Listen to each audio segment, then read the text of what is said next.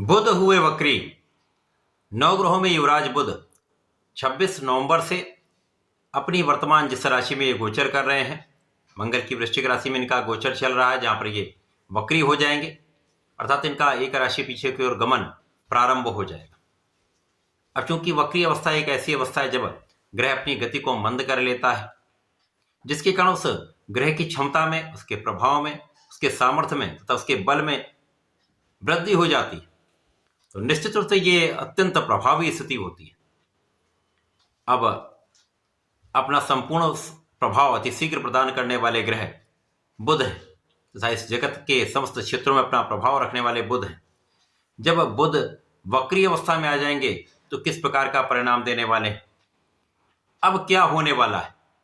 जय श्री गणेश। नमस्कार, मैं आचार्य संजय द्विवेदी। मेरे समस्त प्रबुद्ध दर्शकों का मेरे चैनल पर हार्दिक स्वागत है। प्रिय दर्शकों, आज मैं तुला राशि के लिए बुध के इस वक्री काल का किस प्रकार का प्रभाव प्राप्त होगा, किन भावों में वृद्धि होगी, इस समय में आप कितना लाभ ले पाएंगे, अथवा कहीं पर कोई समस्या है तो उसका क्या निराकरण है, संपूर्ण विश्लेषण मैं पूर्ण तर्क के साथ करने जा रहा हूं। प्रिय दर्शकों, इस राशिफल को आप अपने लग्न तथा राशि दोनों के अनुसार देख सकते हैं। युवराज बुध जो इस जगत के समस्त क्षेत्रों में अपना प्रभाव रखते हैं, अब वो क्षेत्र आपका कला क्षेत्र भी हो सकता है, जहां पर गायन वादन नृत्य हो अथवा लेखन का कार्य हो, इसी प्रकार से शिक्षा का कोई कार्य, ज्ञान से संबंधित कोई कार्य, वाणिज्य से संबंधित कार्य, इसी प्रकार से कोई भी व्यापार, चाहे वो छोटा व्यापार हो अथवा बड़ी इंडस्ट्री हो, शोरूम हो, किसी प्रकार का कोई भी व्यापार बुध के कार्यकत्व में आता है। बुद्धि से संबंधित, गणनाओं से संबंधित कोई भी कार्य बुध के कार्यकत्व में आता है। तो बुध के बिना कोई कार्यक्षेत्र संभव ही नहीं। तो समस्त क्षेत्रों में अपना संपूर्ण प्रभाव रखने वाले, चाहे वो व्यापारिक भाव हो, प्रोफेशन हो अथवा नौकरी हो, इसी प्रकार से अपना संपूर्ण प्रभाव अति शीघ्र प्रदान करने वाले बुध 26 नवंबर से जब वक्री होंगे तो निश्चित रूप से तुला राशि के लिए कुछ विशेष करने वाले, क्योंकि ये गोचर द्वितीय भाव में चल रहा है।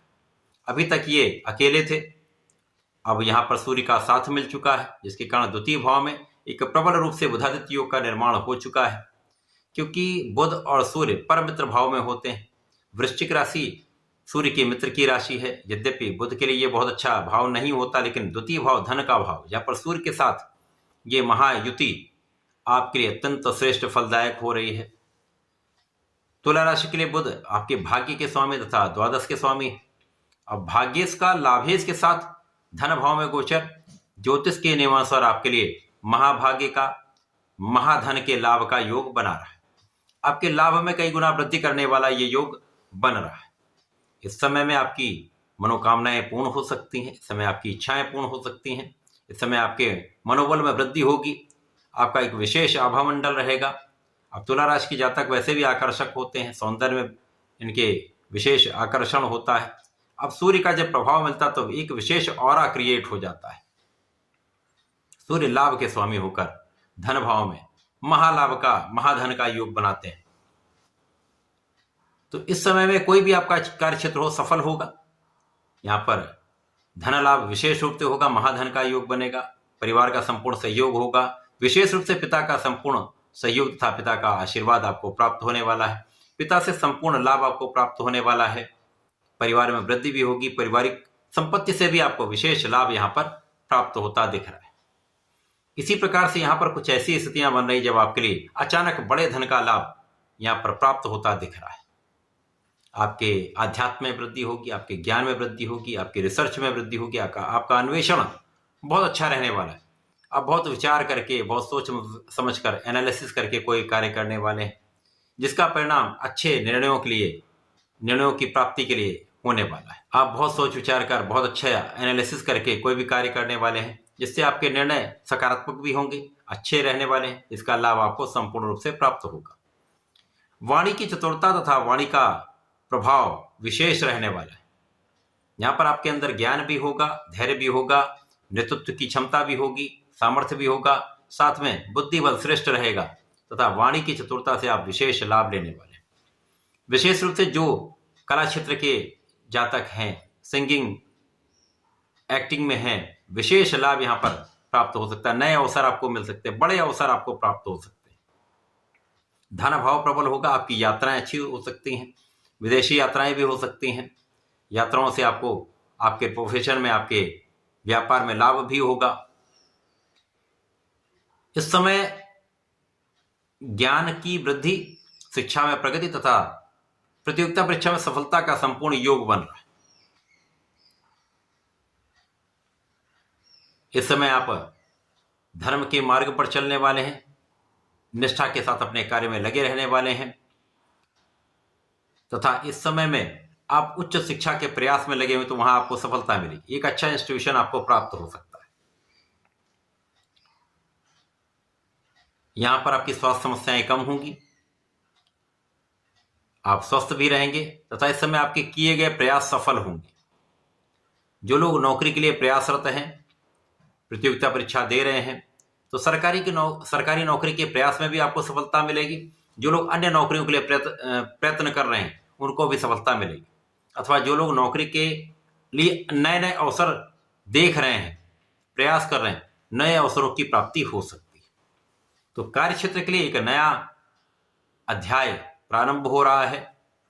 कार्य क्षेत्र में प्रगति का यह अवसर प्राप्त हो रहा है। शत्रुओं पर विजय होगी, शत्रुओं का पराभव होगा तथा आप अपने ऋण से भी यहां पर मुक्त रहने वाले हैं। इस समय में आपके धन के कारण आपके सुखों का योग प्रबल हो रहा है। सुख संपदा में वृद्धि होगी, भूमि भवन वाहन का संपूर्ण लाभ आप ले सकते हैं। इस समय माता पिता के सुखों में वृद्धि होगी तथा आपके सुख साधन बढ़ने वाले, भूमि भवन वाहन का संपूर्ण योग बन रहा है।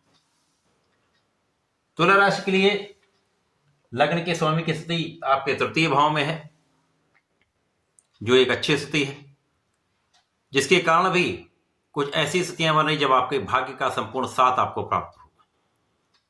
अब यहां भाग्य प्रबल, कर्म क्षेत्र में सफलता तथा लाभ की विशेष स्थिति आपके लिए महाधन का योग बनाने वाली। तो ये निश्चित रूप से यह समय आपका है। इस समय में कहीं पर कोई बड़ी कठिनाई का योग नहीं है। तो तुला राशि के जातकों को इस पूरे समय का संपूर्ण उपयोग करना चाहिए। इस समय में नित्य सूर्यदेव को जल देना चाहिए। ओम आदित्याय नमः का यदि 27 बार भी जप कर लेंगे विशेष लाभ मिलेगा तथा गणपति जी की आराधना इस समय आपके लिए श्रेष्ठ रहने वाली है। जब प्रत्येक बुधवार को गणपति जी की आराधना करें, ओम गंग गणपति नमः का जप करें, साथ में गणपति जी को लड्डू अथवा मोदक का भोग अर्पित करें, पीले पुष्प का अर्पण करें, दूर्वा का अर्पण करेंगे तो श्रेष्ठ लाभ मिलेगा, बुद्धि बल श्रेष्ठ रहेगा, संपूर्ण संकटों का विनाश निश्चित है। तो ऐसा करके इसका उपयोग करें, लाभ लें। धन्यवाद, नमस्कार।